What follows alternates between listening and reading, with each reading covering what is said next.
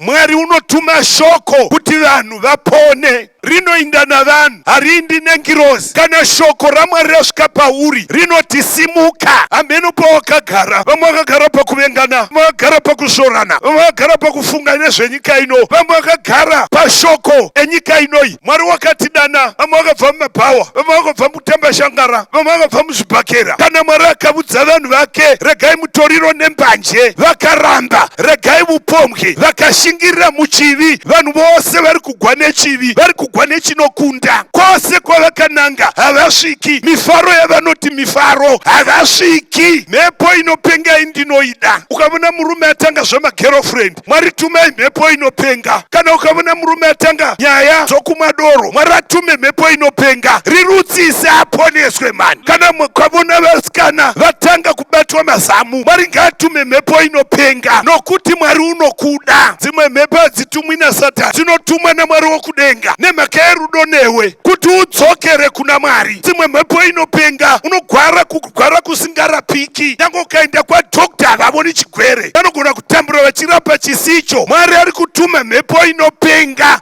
kuti udzoke kuna Mwari.